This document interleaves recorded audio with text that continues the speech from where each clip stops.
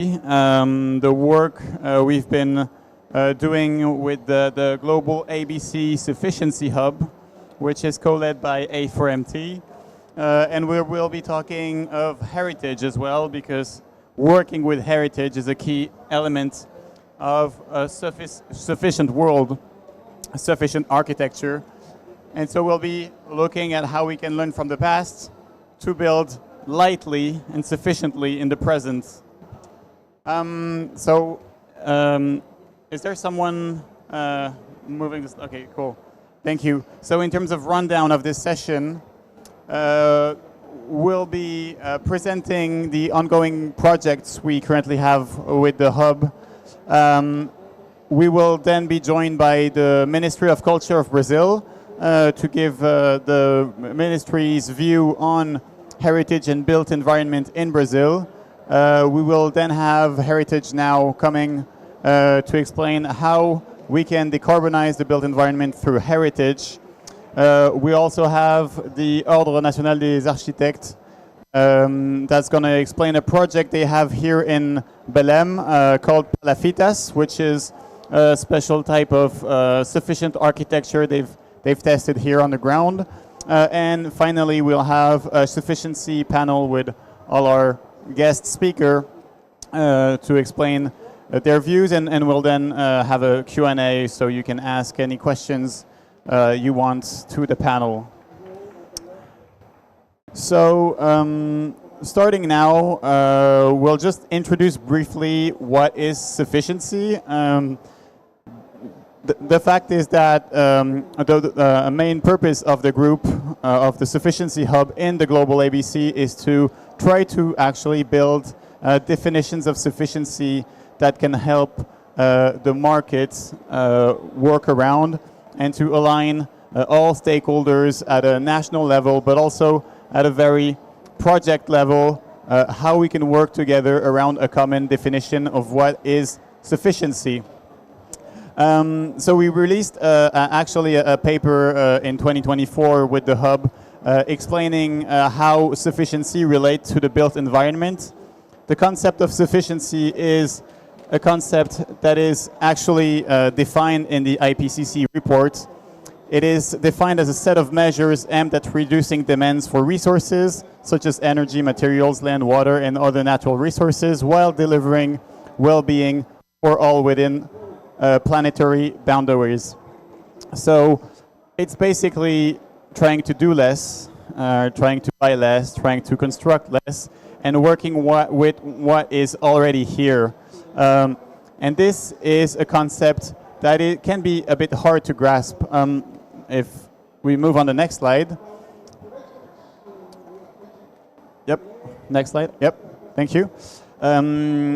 We as a society, especially since the end of the middle of the last century, have and the exploitation of fossil fuels and all the powers that came with it had a tendency to expand and buy bigger houses and buy bigger cars, and also being able to produce better houses, better cars, better everything, and to get into this consumption habit of having more and more on the premise that having more, having better quality, having new materials was better and was the essential sign of progress. And this is a study that was done on the housing in California on the eastern side of America, and you can really clearly see how the average floor area for a household has more than doubled in 50 years.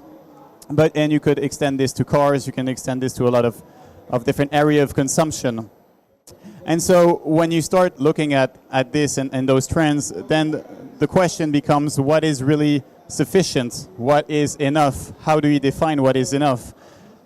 Enough will be very different depending if you're a developing country, depending if you're a developed country, depending if you're younger, older, if you're earning a lot of money or not a lot of money, if you are from a rich upbringing or not.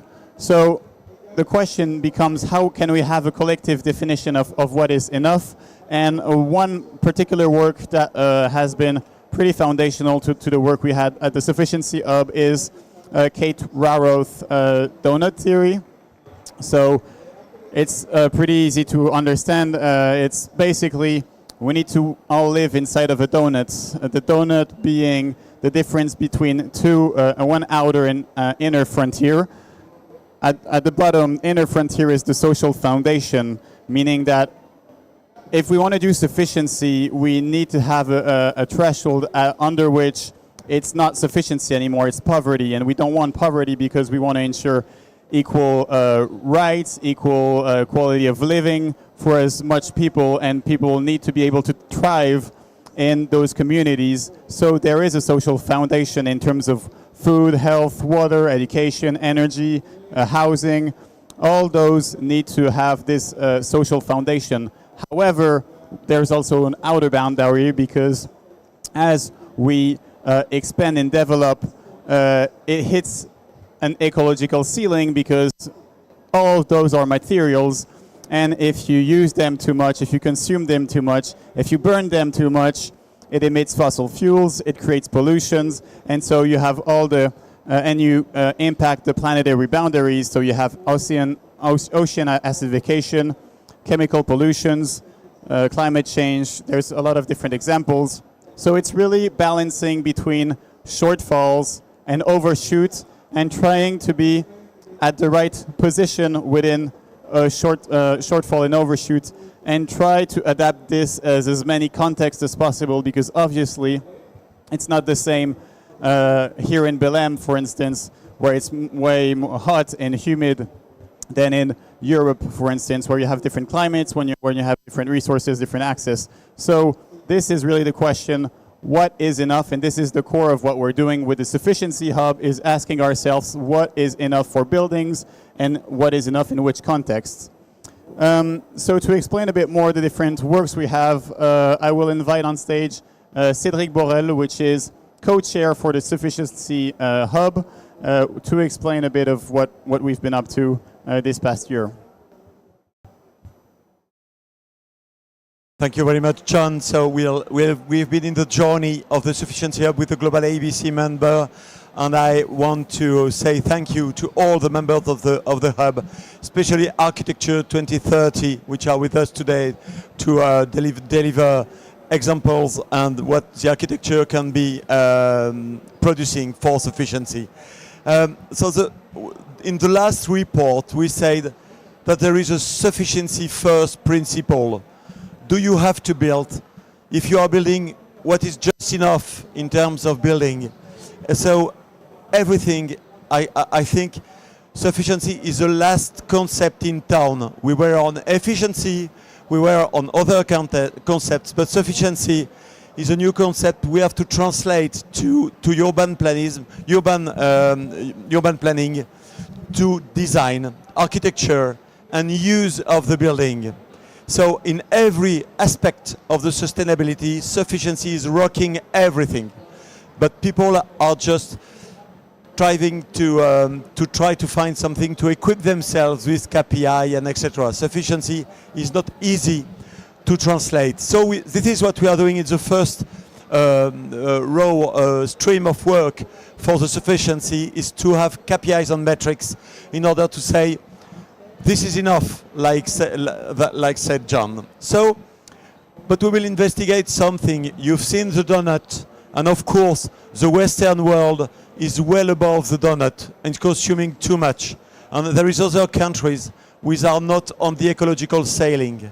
So we have to progress something towards an equilibrium on the whole planet, and we are building regional nodes in order to have the view from Kenya, the view from France, the view from United States, or countries all over the world, in order to have a point of view, a regional point of view on sufficiency. Then we want to inspire public policy. So we are trying to find sufficiency aspect that have been deployed in one city, one national regulation, whatever, and we are trying to put that together for all the Global ABC members. And at the end, there will be policy brief. But then we will have to make it desirable. this is the very, very hard part of the sufficiency. A lot of people, when we speak of, when it comes to sufficiency, are saying, okay, you are selling me degrowth and I don't want degrowth, and you come to an ideological debate and it kills everything. No, what's just enough? We have to deliver the well-being for all, and this is a goal that everybody agrees with, but the definition of what is well-being is changing from the big household and something else. So really we have to converge as a humankind towards something. So maybe saying that sufficiency in communication campaigns is that you have to be clever enough. If you are not sufficient, maybe you are dumb because you are not using the existing stock, you are not using the best techniques, the best design, and etc. We have to find twisted way to speak of sufficiency, and of course we can speak of sufficiency when people are receptive to sufficiency, but there is a political point to sufficiency that we try to address. So I will come to something, maybe let's do some math on sufficiency. I spoke of KPIs. I will just deliver you a small mathematic exercise in order to see how we try to equip people with KPIs. I will stay at building level, not on urban planning. This is but it will go into an equation. Everybody is acquainted with the Kaya equation or not? Who knows the Kaya equation for greenhouse gases? Raise your hands if you know the Kaya equation. No? One person, 2%, two people. Yeah, 2, 3. So the Kaya equation does say that the CO2 emission of the world is a population of the world multiplied by the CO2 emission per person, and etc., etc. When it applied to the built environment, we come to this equation. There is population to be hosted into household or office buildings, whatever it is. And there is square meter per population, and then kilos of material you will put in your building, and then kilos of CO2 per the material. And then here you foresee what could be sufficiency behind that. If you go, if you advance the slide, is on this way, if you put less kilos per square meter, you're beginning to be sufficient. If you put less CO2 per kilo of material, bio-based materials, etc., you're getting sufficient because you don't use so many, you don't have so many impact. You have to consume less and you have to consume better materials, but it relates to energy. When you come to energy, you just put kilowatt hours instead of kilos, and you just put the energy carbon of the grid, and you got the same equation. But then, okay, I stay with this equation, and I can say I can build an empty building. I'm sorry to say, but in Paris or all over in the world, there is empty post-COVID, empty buildings. So if you build a building and there is nobody inside, there's no point in having your building. So to be sufficient in the hub, we introduced one more parameter, is the intensity of use of the building. Let's say the occupancy. If you got a 90% occupancy in a building, it's far better than having 3 buildings with 30% occupancy. You know, just have to build 1 building to have 90% occupancy. So we make it appear in this equation, and it is the way around. The number of people and the time they spent in the building divided by square meter is a new indicator we try to track. If there is an empty building, the intensity is 0. If you got a super occupied building with a lot of people per square meter, this is the way around. So the intensity will be high, and of course it will decrease because it is the reverse of the intensity. It will decrease the CO2 emission. We have to build very, very useful building with a lot of uses to be clever and deliver intensity of use. And of course, if this is what the architect have been doing in order to say, I will plan something really intense, it has to be intensely used. It doesn't have to be empty. So when we come to that, we see that real estate is important. I will make very useful building for people. It's bankable. I'm super designer. I'm also a super designer and architect. I'm a super designer, architect and engineer. And of course, I am the best one for all the chain. So I try to explain you basically what we are doing in the hub. When it comes to intensity, the next slide, yes. We try to map intensity, people density per square meter, and then occupancy rates per hour. So if you plan a building with a lot of people per square meter and they use it, you have a very good efficiency there. It applies to household, it applies to office buildings, but we don't know. We know intensity of carbon per square meter. We got some ratios there, some figures and numbers, but nobody does have, as practitioners, myself first, the whole range of intensity. What's a good intensity? What's a good number? We are trying with all the hub to practice these numbers to see what's coming out, what is the meaning of this intensity number. This is a new paradigm for the build, and thank you for your attention. I leave the floor for you, John, to finish the presentation, and yeah.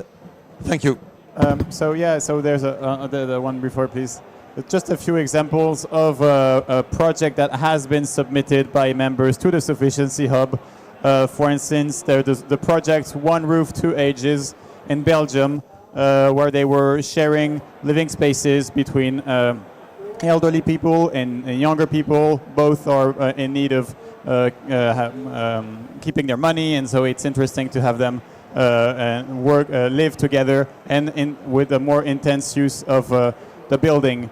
Another example is another project that has been submitted, a former office complex in Ireland that has been converted into houses for more affordable housing for people to live in.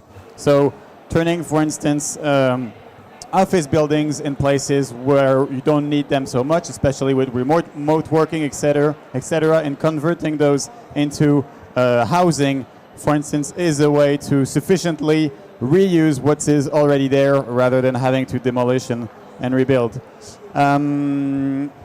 Next slide. So in terms of the project that we're working on, we are building an international interactive sufficiency policies map to showcase where are the different sufficiency policies in the world and see how they work, how they interact, and if we can reproduce them, and see also who are the countries that have the most advanced framework. So for instance, next slide, we have identified and had policies in Vietnam, for instance, where they had a pretty advanced decree to try to mitigate the carbon footprint of their built environments. The built environment in Vietnam is projected to almost double in the next 10 years. And so they allocated the very short emission carbon budget for the construction sector, allowing it to only grow up to 13% of the country's total emission, where in most countries we're approximately around 30%. So that's very ambitious. Another type of sufficiency policy is one we have, next slide, in France, where there is a national plan to actively combat vacant housing.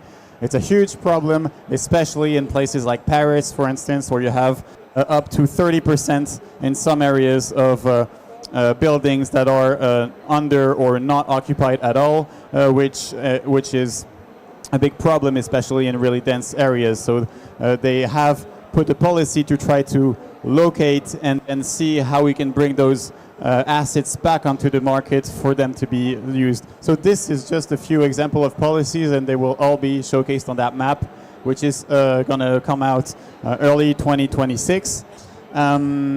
And we also have a big work currently on how do we make all of this desirable. That's a big element of the Sufficiency Hub. We saw that it's better for the planet to be more sufficient. We also saw that that's not at all how our economies and how our views of the world has developed over the last 70 years.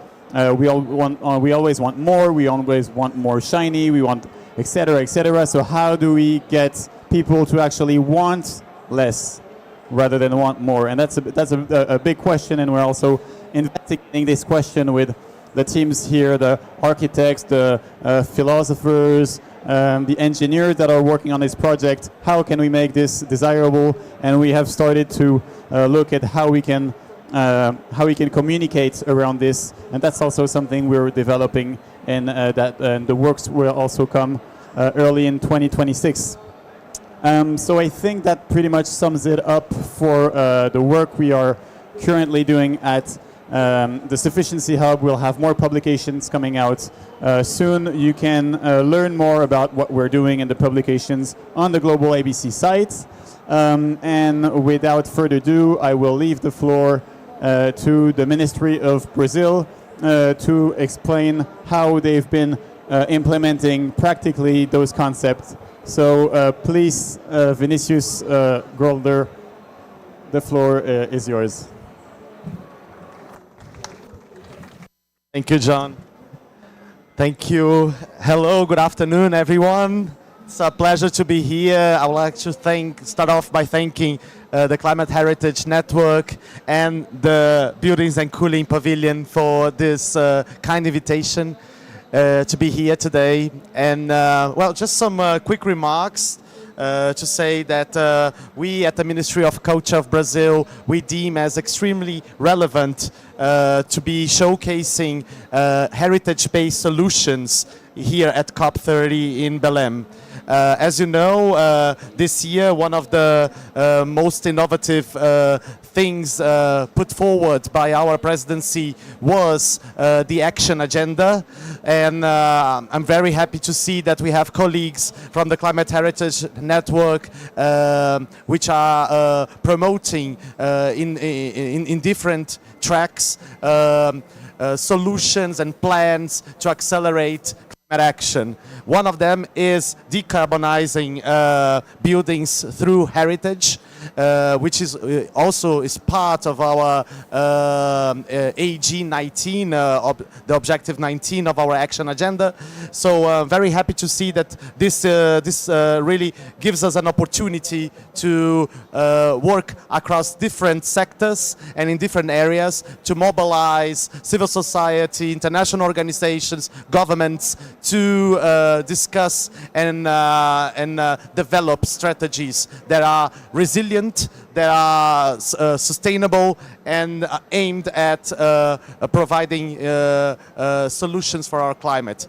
As you know, most of the challenges of the building sector, I've read a little bit, I've done a little bit of research, and I was really amazed to see that all the buildings that are gonna be built until 2050 are not yet built. So this gives, this is really an enormous challenge, and I think that heritage can be a source of not only knowledge and solutions, but also a way to focus on what we have in terms of reusing,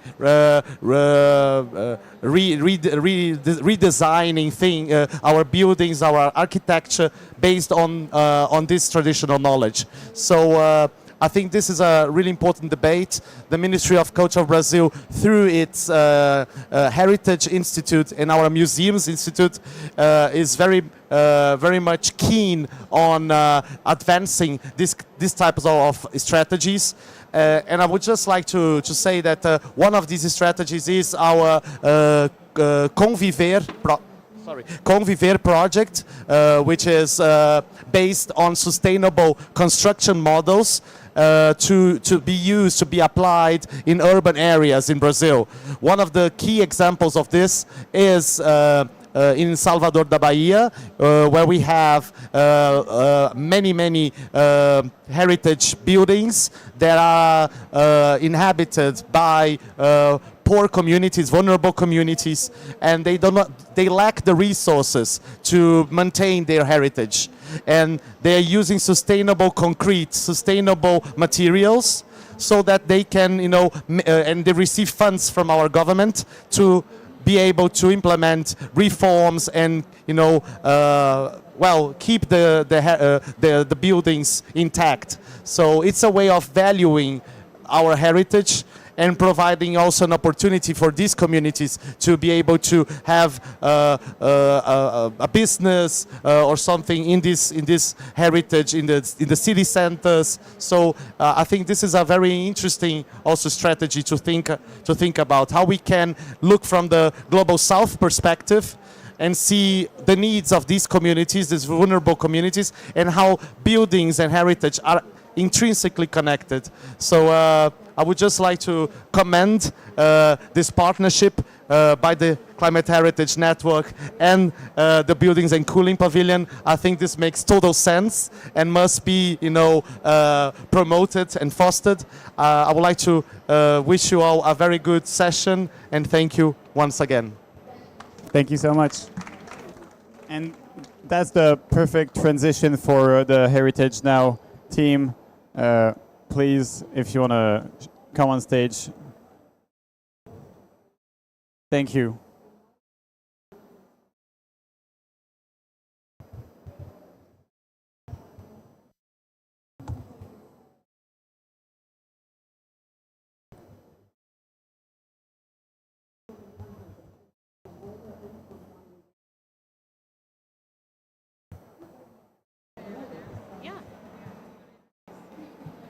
Oh, sure. Yeah, thank you so much, Finney. That was a perfect segue.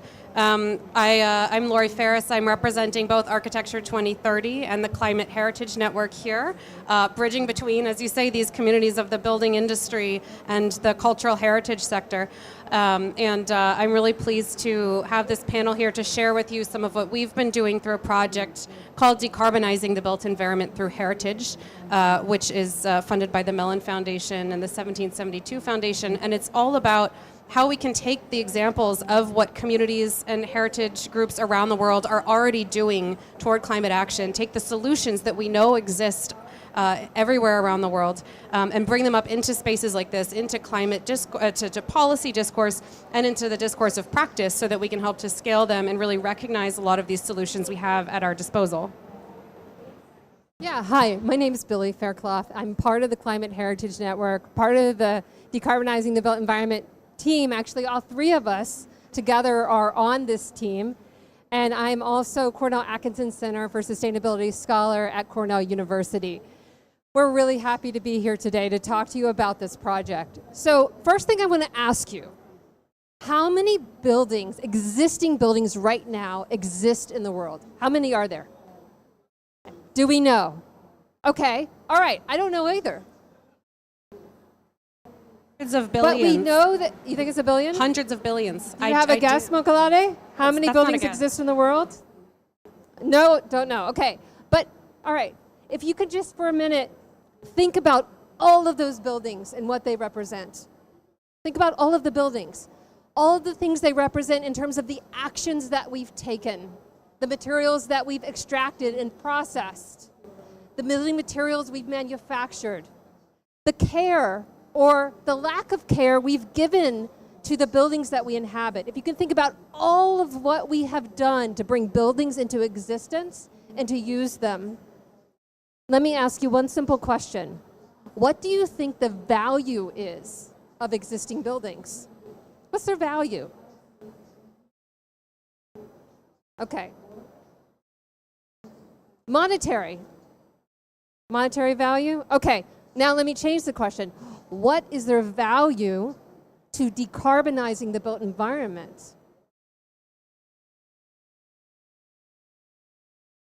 You can use them instead of building new.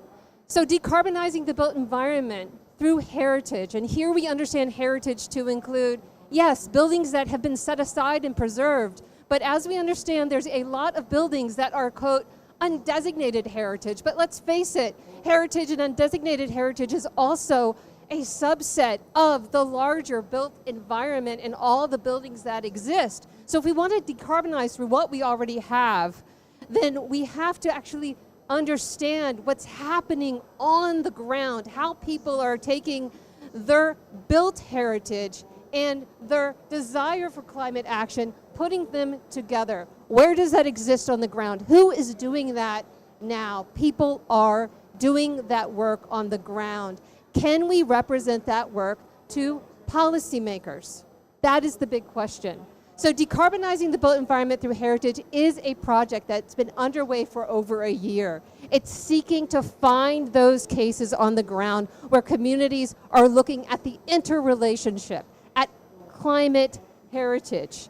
We are working to prepare cultural heritage advocates to transform building decarbonization knowledge and policy locally, nationally, and globally. But we're also hoping to elevate heritage-based knowledge within climate policy, making sure that it's central to climate policy. And we want to empower communities to integrate their heritage-based decarbonization work within climate policy conversation. So we talk about policy a little abstractly, but here we're talking about bringing people doing the work on the ground with policymakers. What do policymakers need to do this work? So let's go to the next slide.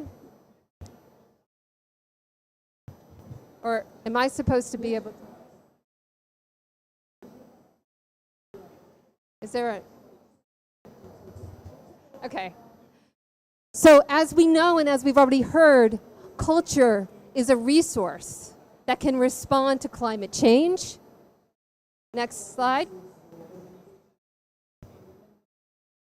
And when I asked you this question about their value, well, maybe some of you began to think, well, yeah, built buildings, existing buildings have values, have other values. They in fact have a series of co-benefits. And so when we say climate heritage, what we're talking about is not just money, not just carbon, but we're also talking about the way in which existing buildings provide other forms of value. They actually allow us to connect to traditional wisdom. They also provide materials. They provide cultural identity. There's a whole range of different ways we could answer this question of value. So heritage now, why are we centering heritage? Well, what we've seen, and let me actually just say this, decarbonizing the built environment through, I said heritage, but what if I said decarbonizing the built environment through new buildings, right? I mean, that is actually a lot of what's happened. That's a lot of the conversation we've had. We talked a lot about new buildings. What if we were to flip the script? What if we were to actually make business as usual adaptive reuse rather than new construction being centered into climate policy? That's why heritage now. We have this centralization, mostly a presumption, an underlying presumption that we're talking mostly about new buildings. We need to work to get existing buildings right into the heart of climate policy. But we also know that most climate policy treats heritage as an afterthought, as if it can't possibly, all these buildings that exist can't possibly contribute in any significant way. And then most climate solutions in the building sector are firmly rooted in technical knowledge. We talk a lot about technology. We act as technocrats. We are talking a lot about trading technologies, new technologies, advancing technology for decarbonization. What if existing buildings are the technology that we've been looking for and they're right in front of us? Next slide.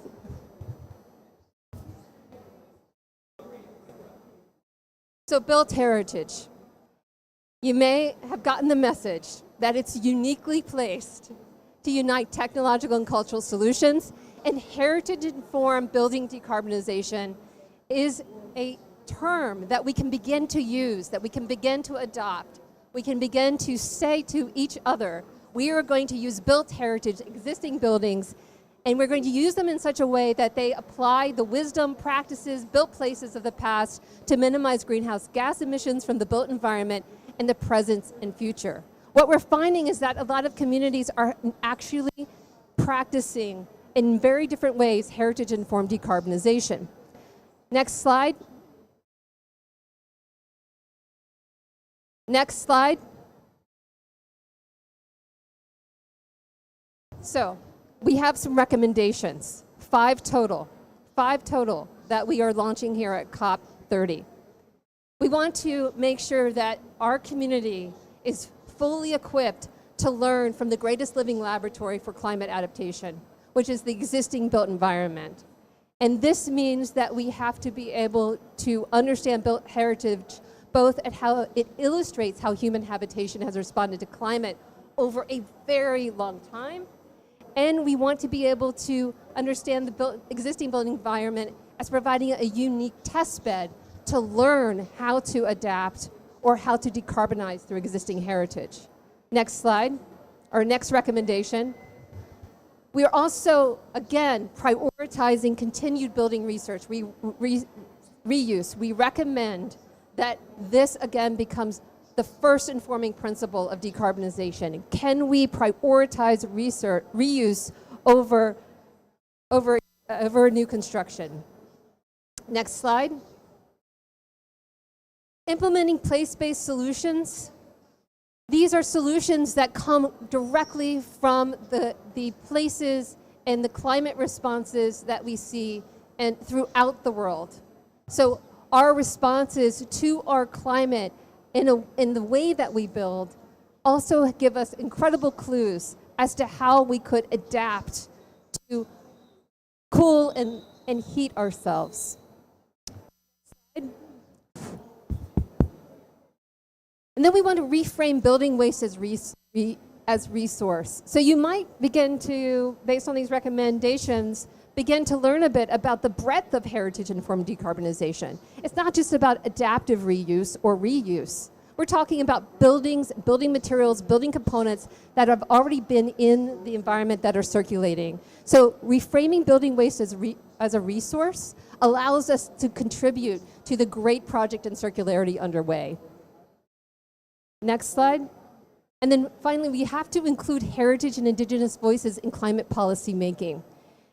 Our definition of heritage-informed decarbonization, our understanding of it, the way it is practiced, includes both tangible heritage, the tradition and knowledge that intangible heritage, the tradition and knowledge that is passed down, as well as tangible heritage, the things that we think about as building materials and buildings. But the inclusion of heritage perspectives in decision making both connects planning and policy with vital knowledge of how to build in balance with the environment and engages communities in all of society responses that we need to address decarbonization. So these 5 recommendations that I've just read for you have been launched here at COP30. And what we've seen at COP30 is a tremendous, I would say, this is my first COP, Lori Moncalade, your first COP. But I'm not walking into this conversation when heritage seems to be talked about in a lot of places right now. COP30 has centered heritage, as Vinny mentioned, through the AG, the Activation Group 19, and there's a whole set of plans to accelerate solutions that center heritage. But these 5 recommendations are focused on the role of built heritage, or heritage-informed building decarbonization.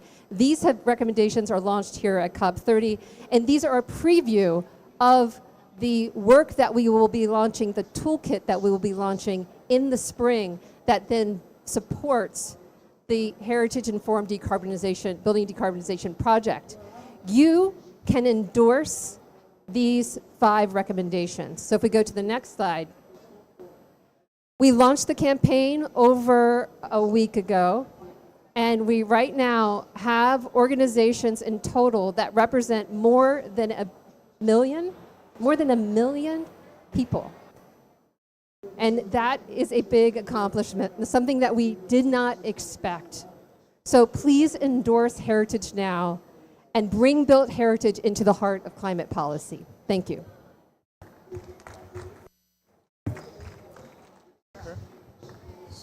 So thank you, Thank you, Billy. I just want to present this in another perspective so that, we know that it's not only about small buildings, but about communities and also about the urban neighborhoods that we have, So I'll move very fast on it. Can you give me the next slide? So I will dwell on it. From historically, we know that cities or settlements are influenced from elsewhere due to so many reasons. I don't want to dwell on that. Next slide. We know that if we don't keep some heritage and the values that we have, even though they are present with us, we can lose everything. And this is what has happened in this kind of, urbanization that took place here. For example, a city that started as a rural community has so much urbanized now that it has lost the face of even the well-being that he talked about. People are no longer at ease in the cities because they've lost the heritage values that brought them this far. So we must also recognize that our heritage values are, when they are efficiently managed, when they are efficiently disseminated, we gain more, because it is not only about the building. The fact that you feel well in your city or in your community gives you value that is beyond money. So heritage preservation goes beyond what we actually see. There are intangible heritage that helps us to live longer in terms of health delivery, the comfort we have in the cities, and also how these things help the way we manage our resources. The moment we can manage our resources well, our heritage goes down. And I want us to understand that. So next slide. And whatever the problems are, if we don't find a way to maintain the solutions that will make the problem go away, we compound the problems more and more. And next slide, you see that this one, I want to explain this concerning what is happening in the city urbanisms today. The urbanisms of the city that we have today, including Belém, Sao Paulo, and many of them, is that we've allowed the humble beginnings to fade away. And as such, the benefits that surround the urban neighborhood, the benefits that we can incorporate into them, we've overlooked them. Maybe because we are trying to become modern. And like I said before, new solutions on problems don't have to come for new solutions. There are some solutions that are already in our culture. There's some that are even present in the environment. All that we need to do is think about those solutions first. How do we deploy them in such a way that they will be useful, at least 90%, as you said, so that we are able to use them for a longer period. Why do we say someone has heritage? It's because it has been transferred over the time. And we're supposed to use them, which is what we call sustainability these days. It's been practiced in culture hundreds of years back. Whether we recognize it or not, the sustainability has been an issue that people have used to advantage before now. So it's not a new system. It is just that we need to manage it in a way that will help us, live longer, have more of the well-being that we desire. And I'm of the opinion that well-being is the destination that all of us travel to, whether it's economic, whether it is education, health, all sorts of sectors are looking for well-being. And if we don't manage the resources that we have, the heritage that is supposed to be distributed on all those aspects, we lose them. So next slide, as it is in many cities around the world. So we should not abandon those heritage values that has been tested in the past. If it's been tested in the past and it works, the best we could do is to maybe we add to it new technologies in a way that is not harmful again. Because some new technology, look at the technology of the automobile industry. we are all designing against it now because it was left uncontrolled and we didn't, and we say that at this point we'll be fighting for carbon reduction. So all these things are important for us to pass down a quality heritage. There's tangible heritage, there's intangible one, and there's quality heritage, which, if it's not well managed, becomes a mess for the next set of people. Next slide. And that is what we try to do here in this case study. We try to manage in cities. The city, for this example, is a place where every space matters. They are measured in square meters, and it is translated into dollars. So you find people are not ready to plant trees. They are not ready to cover their neighborhood with green canopies that can help even recycle better life. So we're looking at how do we manage this. Let's see whether we can have a mobile totem tree, a culturally, revered tree that we can move around. And that's why in that image, you can see that moving a tree to a certain point where it will not disturb much of the activities going on there, you are able to recreate even the effect of the green canopy that you are trying to do. So, and we only consider that we are successful if I can convince my neighbors that, look, take this tree, adopt it, look after it. It is censored, monitored, so that it can give you text of when the soil is dry. So to manage, the reviving of such heritage values is also has a little bit of technology embedded in it. So it is managing things like that in a way that, brings better value, that we can say that we're actually passing on a heritage to the next set of people. And that's what we've tried to do here. Next slide.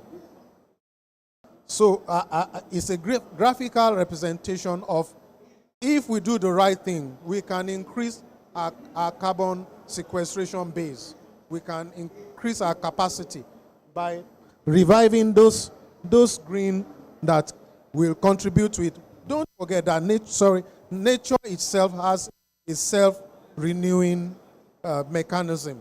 All we also need to do is key into those renewing mechanisms and see how we keep them going in a sustainable way. I discovered that when people use culturally based solutions and techniques, it is easier for them to sustain. Not some ideas brought from afar that they don't have maybe the technological strength to back up. Next slide. Okay, so we see examples of people trying to do what they think is right. In this place, this is the culturally backed space. These people they recognize this totem tree as something that is of value. It's a social interaction point. It's been converted into a green canopy for beside the house shopping or trading, and it's also a place where people can gather, for interaction and cohesion. So it's being used perfectly there. But this fellow in Lagos doesn't have enough space, so he has planted the tree in such a way that it creeps on his wall, and it's tendered in a way that it provides the kind of canopy that they are looking for here, and all the activities are going on. So they have unintended benefits because the green tree will definitely sequester carbon. It will store carbon, and it will provide the kind of canopy they want, and also give them the cultural satisfaction that comes with it. So I just want us to see the possibilities. Next slide. So, and in an effort to go back to the past, that word came from it's a chemical time where they are trying to desalinate, already polluted or already toxic water. They are trying to remove the part of it that is useful and try to check the part that can harm the other good part. So that's what we are proposing here, that you can filter out some activities that contribute to decarbonization, or that contribute to carbon increase, while you use that framework to decarbonize, the system. It might be that you are he mentioned population. It might be that you are trying in a cultural way to depopulate a congested city by creating other options elsewhere where they are able to, move into seamlessly without being forced. So we might not need a policy, we might not need a forceful strategy to move people out of cities if we create, other areas, that is good for their living, good for their well-being, good for them. So next slide. So we're saying that if you do that, there's a way you can build a highly efficient city, you can build a highly efficient urbanism that is able to take care of the people and provide the kind of well-being that they are all looking for.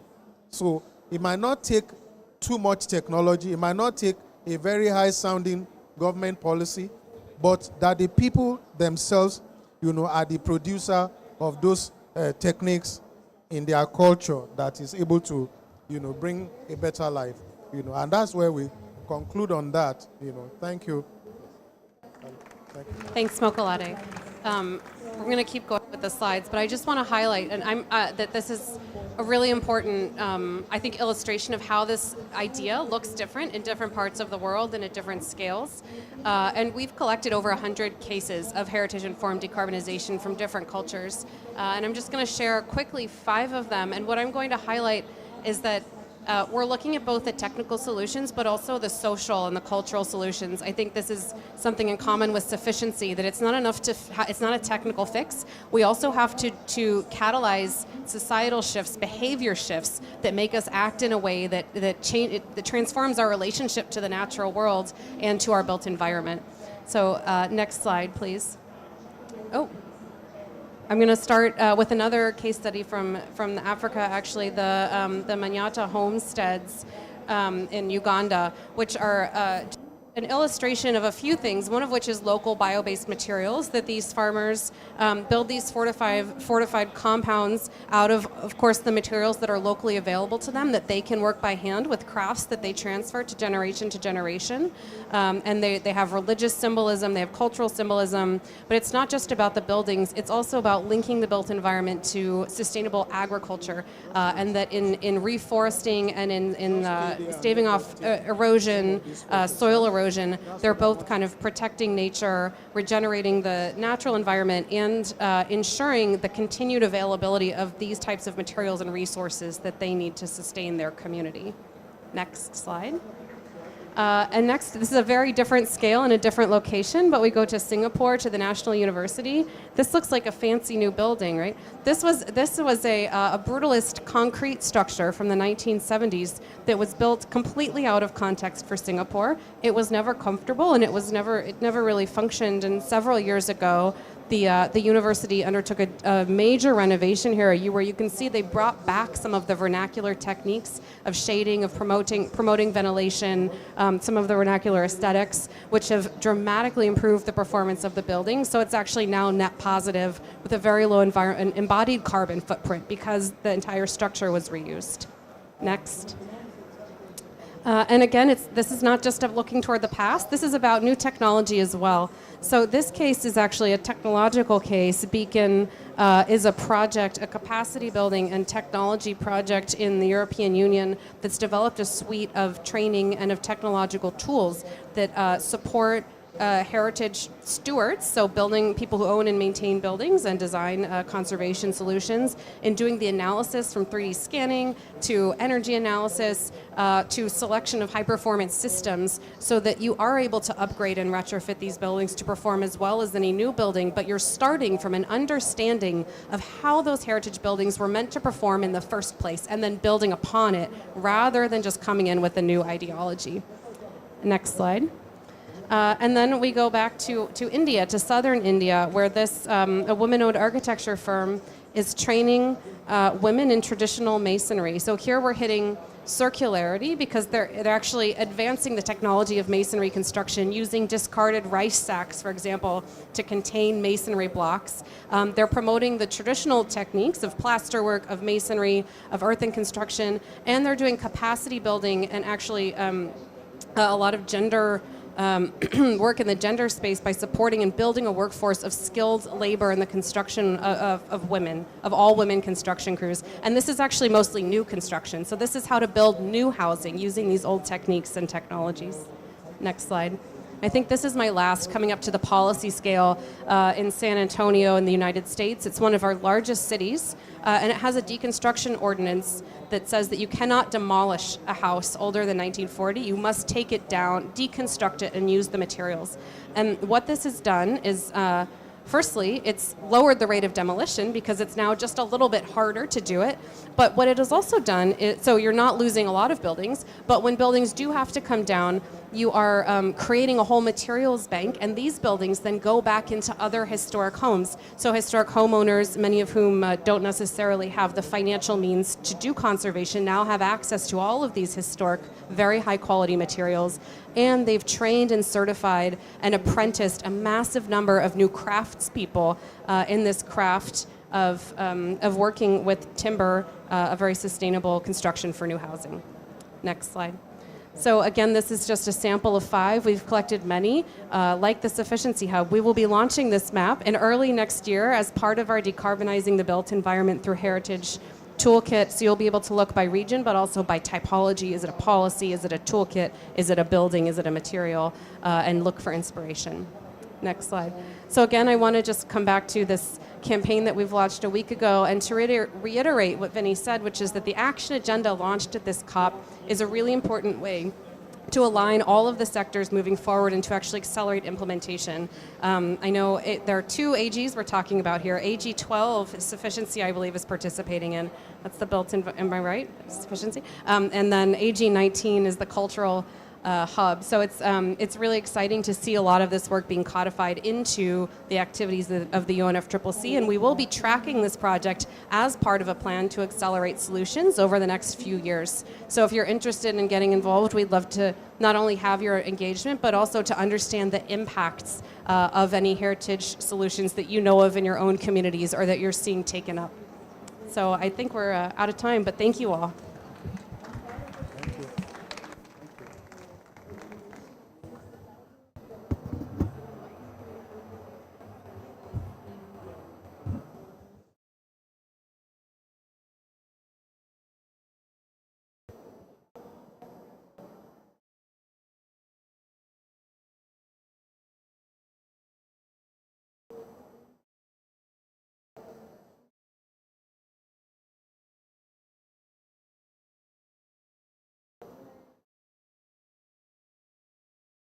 Thank you.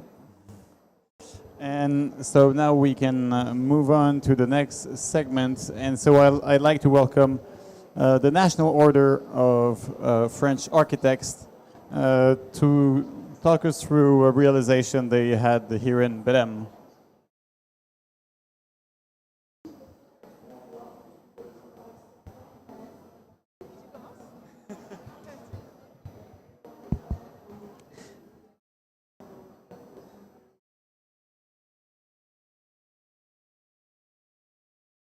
Yes. Bonsoir, je suis David Foncouberta, trésorier de l'Ordre des architectes de la Martinique, et ma collègue Caroline Marie-Caliste, architecte et vice-présidente de l'Ordre des architectes de la Guyane. Donc aujourd'hui, on vient pour vous raconter le projet sur... oui? English? It's not ready for English, but I can try to explain it in English. Yes. So we come here to represent the French. Yes, I have to change my presentation to English. French Order of Architects.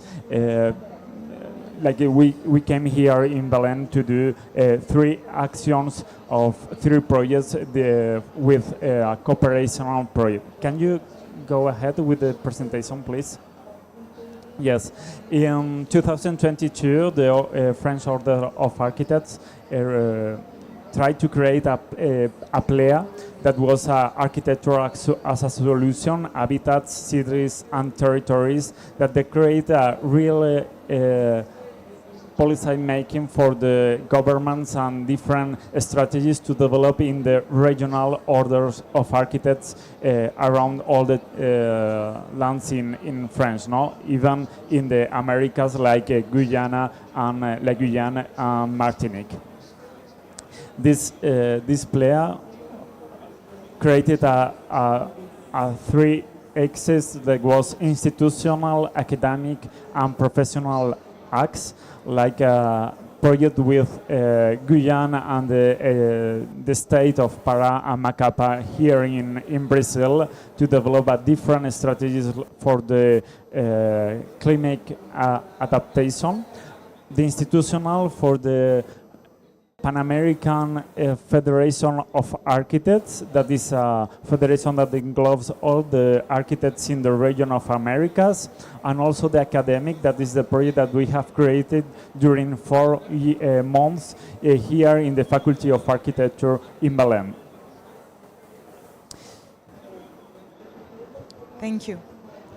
So I will present to you the solution and the studies that the student has been made. So two parts. The students is 3 students from School of Architecture of Paris-Belleville who came to Belém to study a little bit of the context of palafitas, which is a way of building on water. So it's a wood construction. And so they went into some places like Ilho de Marajó, Afua, to understand how the population use vernacular way of construction, which is not really used today into Belém, for example, which is really a strong value, and that we could use. It's to repeat what you said earlier, it's a kind of heritage that is really important and interesting. So they went there and they studied a little bit about how the houses in Palafitas is building. And also it is a really bioclimatic way of, sustainable way of building, of build. So, no, just before, thank you. So the first month was about that, about studying how the inhabitants lived into these palafitas. And then they went into a UFPA, the University of Federal of Pará, and they tried to contextualize a way of putting a demonstrator, of doing a participative construction site with the students of architecture in Pará. And so they try to find strategy to build this into UFPA. So they take the main sustainable part of Palafitas Casa, Palafitas houses, like the slope of the roof, that like the possibility of having a hole with ventilation. I'm sorry about the vocabularies, I don't have everything right. But also like the windows who can bring the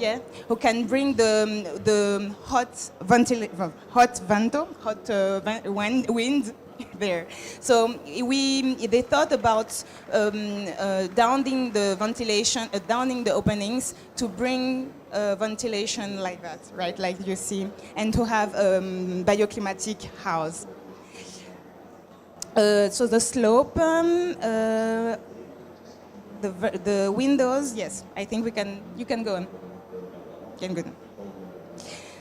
So, so they made 1 month to build this participative construction with the students. You have to know that about the wood, it's really complicated to find wood certificated wood here.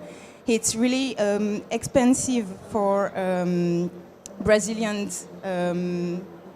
people, but around this prototype, it was really important for us to have a construction that is, let's say, clean from the beginning up to the end. So we had the possibility to see and to know how it is possible to find this certificate wood. You can continue. And finally, the work that we have, so it's artisan also from Iloji Marajo, who came there to help the student to understand how to build, how to connect the woods to do the palafitas. And the students from Belém and from Paris try to also reinterpret the different claustra, the different way of bringing the air into the casa.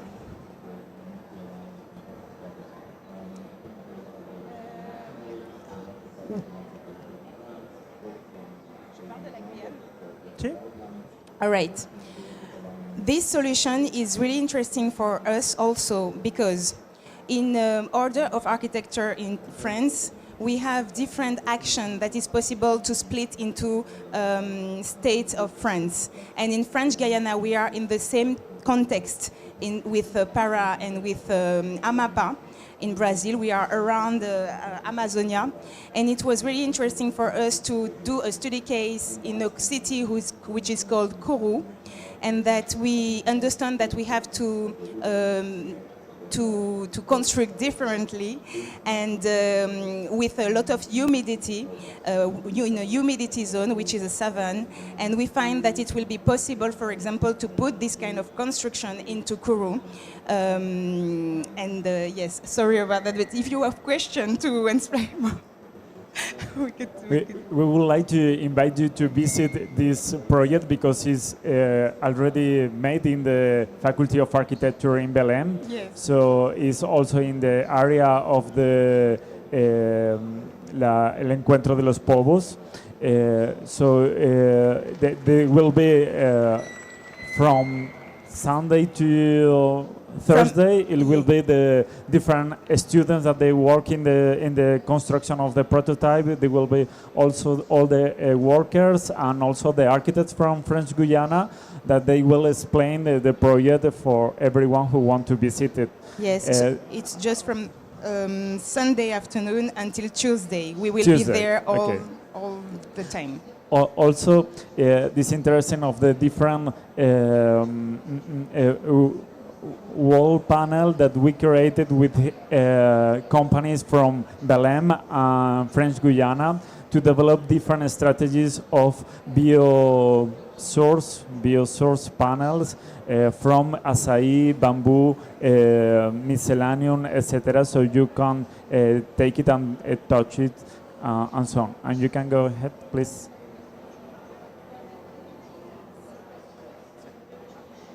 And the last thing is this, that one project also that the Ordres Architectes would like to create is a Pan-American manifesto of all the council, association, and Ordres Architectes in the Americas. So from during 6 months we have meetings and different actions to develop this this manifesto that has 5 visions of the architecture in Pan Americas and 5 strategies to develop these visions and 16 actions that they will want to take. Their action was a little bit concrete, and every council of architects could develop in the next years. So also we wanted to present this manifesto for the inset here in COP30. So with that, thank you so much. Thank you. Thank you so much. Thank you so much. And so moving on to the last segments of the session, it is my pleasure to invite on stage Dr. Claudia Houloud Ali from the Saudi Green Building Forum, as well as Stéphane Pouffret from Énergie 2050, and Billy Faircloth. Oh no, no, you're on the first session. Okay, so just, and unfortunately, Dalal Al Hindi won't be joining us for this panel. I thought you meant this. Hold on a second.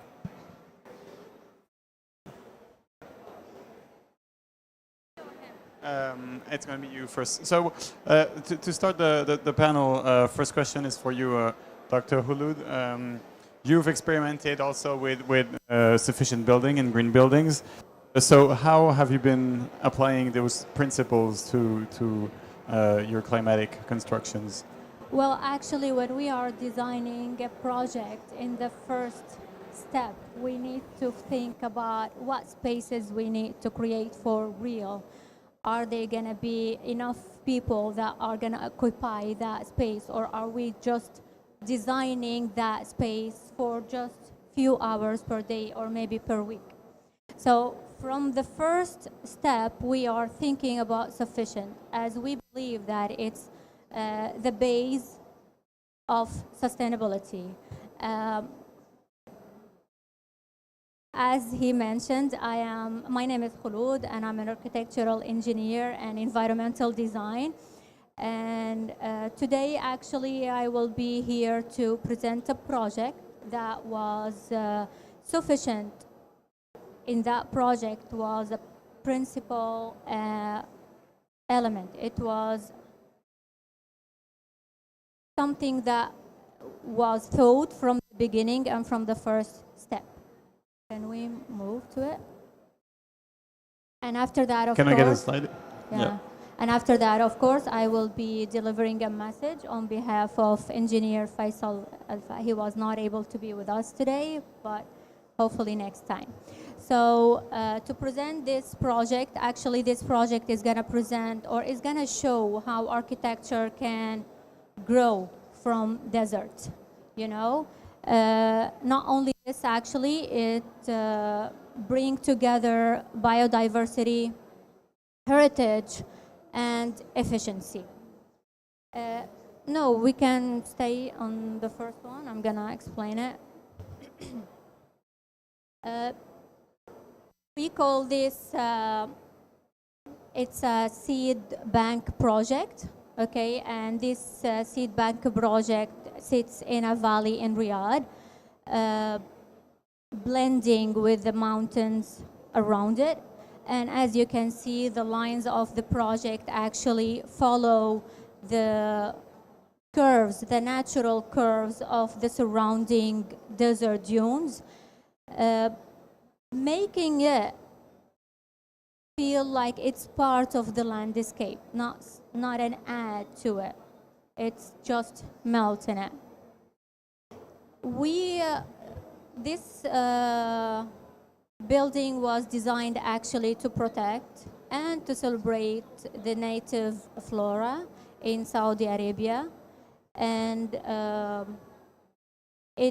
we have here a visitor center, we have herbarium, and we have the refrigerated vault. There's the ability to expand in the future without changing the main idea. This building as well, we can see that the biomimicry design was used in this project, and actually allowing and letting the natural form to show how the building come together. We can move actually to the slide where we can show the acacia flowers. No, I guess it's slide number 8. Yes, this one. The next one, please. Yes. The idea of this building was inspired by the acacia flower. It's a native flower in Saudi Arabia. We can see that the form and the lines were following this shape. Here it's the kingdom's large number of over 2,000 wide planet species includes species with attractive flowers and bright colors such as the tamarisk, which is acacia, The following architectural design is inspired by this flower, connecting the building to the environment and reflecting the center's primary goal of planet development. As you can see that the biomimicry science was applied in this project as well. Can we move to the next one, please? The next.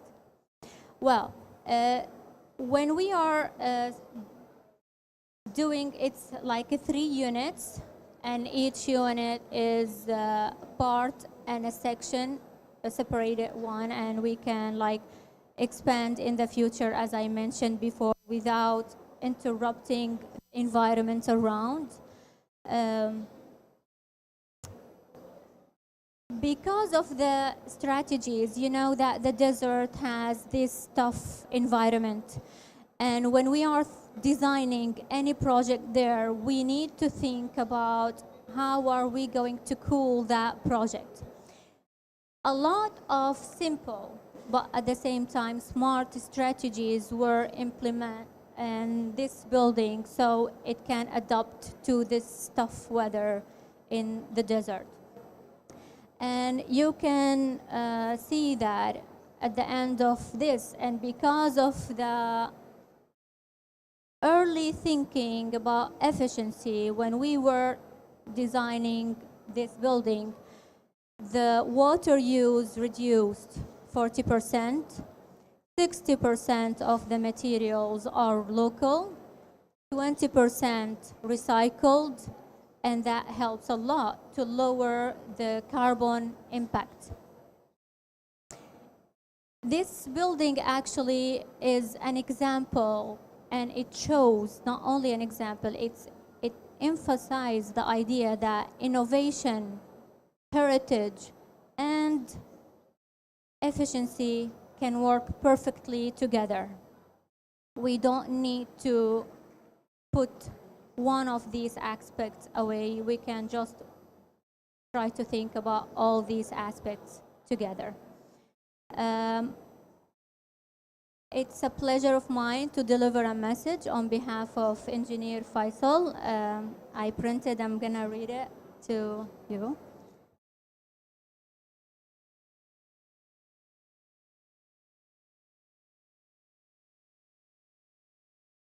So just to add one more idea before I start, using heritage here helped because of the weather and because of the tough environment that is the desert, we were able to turn the scarcity into creativity in this project. So starting the message, colleagues and friends. In sustainability, we often celebrate efficiency, how much more we can do with less. But before efficiency, there must be sufficiency, knowing what is enough. In the SAF Sufficiency Guide, sufficiency is defined as the front line of efficiency, ethical and the scientific foundation that disciplines our demand before technology optimize supply. Why sufficiency, right? Sustainability begins by reducing total demand for land, materials, and energy, ensuring fairness and balance across 5 domains: water, energy, materials, infrastructure, and human experience. The Sufficiency Composite Index quantifies this balance through a weighted geometric mean that forbids compensation over performance in one area cannot hide waste in another. The compliance threshold, which is 0.80, sets a clear boundary between enough and excess. Thus, efficiency is not abstract.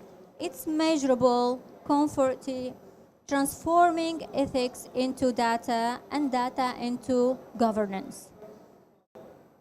Our built heritage teaches efficiency.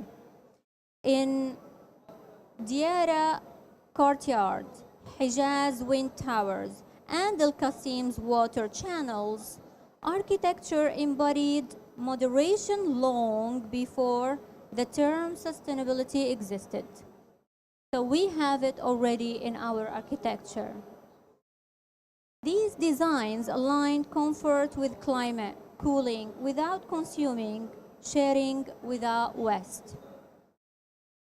Heritage, therefore, is not nostalgia. It is the original blueprint of sufficiency. By translating cultural wisdom into modern standards like SAFs, we make sufficiency desirable, a source of identity and pride. Under the Saudi Green Building Forum, SAF, functions as a comfort assessment system, not a rating tool. The SCI framework integrates guardrails on indoor air qualities, resilience, and dignity in space per capita. Any violation fails regardless of high scores elsewhere because balance is non-negotiable. This transforms sufficiency into policy architecture. Government can embed the SI into the permit, procurement, and national SDG dashboards, ensuring that doing enough becomes a statutory obligation, not a voluntary gesture. Now, the questions that Engineer Faisal want me to deliver to you, and maybe we can think together about it. When it comes to finance and banking, if sufficiency lowers risk, extends asset life, and stabilizes returns, why is it not yet a prerequisite for green finance? If we're going to talk environmental governance, how can ministries move from efficiency targets to sufficiency thresholds? And the last one, that's related to health and well-being. If prevention is the essence of public health, why isn't sufficiency treated as a health policy? To sum up, I would just to add that sufficiency is the front line of efficiency and it's not its shadow. Our ancestors built with wisdom. Our responsibility is to ensure that the modern progress honors the balance they created. Thank you so much. Thank you so much, Dr. Holid. And so, Stefan, you work with a lot of different governance types, and you try to apply those principles with all the stakeholders you're working with. So how does that work, and can you share your vision on sufficiency implementation? Ouais. Oh, it's working. So first of all, let me present myself in 2 words. So I'm Stéphane Poufari. I'm the CEO of Energy 2050, which is an international NGO working on the systemic approach of development. So it means quite a number of topics, but among others, we work on the built environment, but in a climate change perspective and also with a nexus approach on quite a number of topics. And we work thanks to governments, local governments and multi-stakeholder coalitions. So for example, we design NDC, NAPS, we support the design, we do some green climate finance requests, and so many things, and some with local governments. We try to find a way for them to access to climate finance, which is a challenge, but by the way also to plan, because in many countries they don't have any decentralization. So dreaming from a perspective to implementation is quite complex, and they don't even have a building code, don't even have many topics which we need to refer somewhere. So we work in this context and with concrete projects also, both besides the policy side. So I will just remind, as a concept, first we are in COP. What are we speaking about? Because I've been doing almost all the COP, by the way, and so I'm negotiating, I have a team negotiating, we do things concretely, So there is a reality, the multilateralism, and there is another point, there is national governments who implement and design the policy. So there is a big bridge between that, and there are a kind of huge number of satellites which are doing their own agenda in all the topics, among others, the building, but not only, energy, developments, SDG, whatever, water, all this one have a specific agenda and claim to be in the global agenda, which is sometimes complex because it's not so true. For example, climate finance, if we call for the building, it's not working because it will be finance for implementing national policy. It will not be climate finance in almost 100% case. So people have to understand what we are speaking is not a storytelling. This is a real world. So just to say that first. Second point, what's going on with sufficiency? Sufficiency for me, it's a concept. We are a member, I will say, I need to say that also, to the hub, and really I congratulate the works because it's really a good hub. We are also on the adaptation hub of the Global ABC, on the material hub. So it means we are deeply involved on this topic concretely. But besides that, I will say that sufficiency has to be somewhere. But not only in the built environment. This is why maybe we make a mistake on the built environment, because we imagine here we have the challenge. No. In fact, we have 3 pillars, which call renewable energy. No, sorry, I will delete the energy. Renewable sources, whatever you consider. Efficiency on the use of resource, and sufficiency on the use of resource. If you put these 3 items are put like that, you have a different perspective. And many guys make mistake because when we deal with energy, you have the same 3 pillars. When we deal with raw material, with recycling, with waste management, with water management, you have these 3 pillars. So here, I can start to discuss in the political agenda, or they can implement. Otherwise, it's just blah blah. It's for us. We will manage to do it. We will struggle. Some country like Vietnam, very good example. It's a very well-known example. It's good. We have also example in Japan, in Sweden, who they put some cap on the buildings. So at the end, the guys, whatever he want to develop, he has a cap. And even in Japan, they have also a trading issue on carbon management on buildings. So they have many things. Since decades, we know that. We have been working before the Global ABC on the Sustainable Building and Climate Initiative to bring the building in the first COP in Copenhagen. At that time, it was the first time we speak about buildings. So it's a long time ago, but it was the story.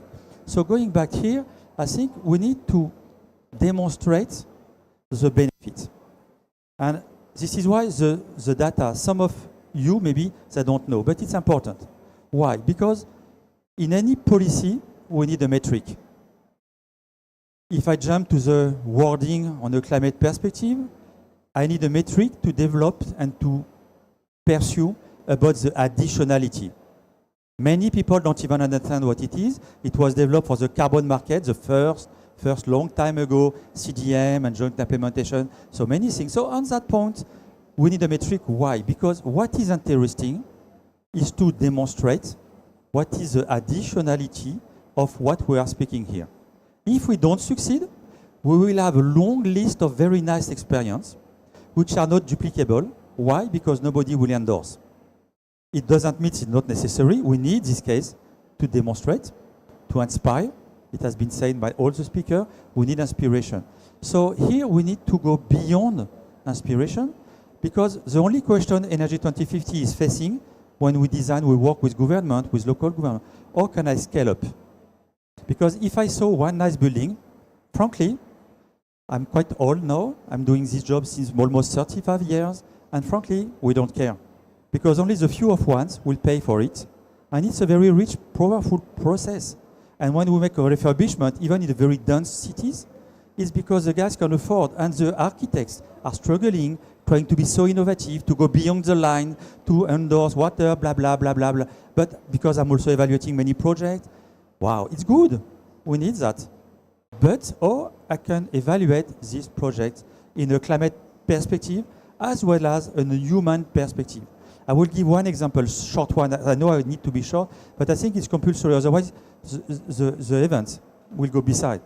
We have, for example, a very nice project on refugees and hosting communities. But refugees, you all the time imagine you have a camp and everybody know. We have cities. We have a pilot in Uganda, BDBD camp, for those who know, to 170,000 inhabitants. You listen to the number? So they have infrastructure, they have building, they have many, many things. And in that case, if I look to the data, I would be very provocative, but I am provocative because I do the job. So we know that and we need to be provocative. These buildings, it's an offense to say that, but I will say that, they are sufficient. Okay, if you look to the data, almost of them, I'm not speaking about the energy access, which is another part, but let's say the size of the buildings, the blah, blah, blah, almost they are sufficiency, which is critical. Can you imagine we are going to put this kind of concept elsewhere with the only criteria is the square meter I will own. Like in Africa, for example, the gentleman from Nigeria is here. We had so many projects in Africa. If an architect wants to present something to be sufficient, even in a call for tender, a public one, or social housing, trust me, he will lose the market. We had a curriculum in an African school in Lomé. We cover 14 countries, and it's critical. Why? Because they don't have the market, they don't have the law. So if even the funder, the international donors or partners, they don't put in the term of reference, we want this criteria, it will not work. So what I try to explain is that this is critical, this is important, this is crucial. But we need to find a way to endorse that. So the country who will do that, frankly, it's clever. Because by the way, they will be successful in their own market. It makes sense. It makes money, by the way. The reuse of buildings. Why France do that? Because we are in a critical position for new building. So it's good also, not only, but partly. And we have also so many empty buildings. So just to say, it will take benefits. A nice cities will take benefits, everything. So just to say that here in COP, we have to have a very pragmatic dialogue. To say, guys, have a look. And for us, it is more a message when we design and work on the NDC, NAPS, and other things. Guys, here you can feed your NDC with fresh air. Fresh air, what does it mean? When you have a very captive market, for example, in office, in social housing, put the emphasis because it's a captive market. You control it. You can put something, they will deal with that. When you have also something as an industrial park, an arbor, you can do that. So try to put that when you control, just to transform the market. We have this message with some ministry. It's not working, frankly speaking. They don't endorse. But we still continue. We will do that. Maybe one day we will be invited to do that with the governments. So we do that. We develop, we explain. But if one day we succeed, with 2-3 countries to be front runner, to have a climate policy, backing with sufficiency, efficiency, and by the way, the resource efficiency, it's good because they need to feed their NDC. Almost all the NDC are not achievable. Why? Because it is old-fashioned. Old-fashioned with old solution. So, and if you put all the addition, the gentleman in Nigeria, almost, I don't remember who says that, almost every building needs to be built, especially in Africa. But in Africa, a city is not really allowed to control a permit. It is a non-planned cities, and at the end, after, they refurbish to put infrastructure. It's not working in the good direction. So, so I will conclude because I know I'm long, but just to say here, I think it's very important to have this kind of message, but to translate, I will not be provocative, but like we say, we need to have a climate negotiation perspective to help national governments to do the job when they are home, because here it is not a topic, but it's a topic to bring also with different stakeholders which are visiting, I will call the non-negotiators ones, to understand that there are many, many options which make sense, which is important to support us, among others, which are supporting negotiation with projects. I hope I was clear, but I think it's really the point, and I really thanks for that event and the buildings, because the coalition has to focus on that. It's a very nice perspective, because it's open fresh air, as I already said, and I will conclude on that. Thank you so much.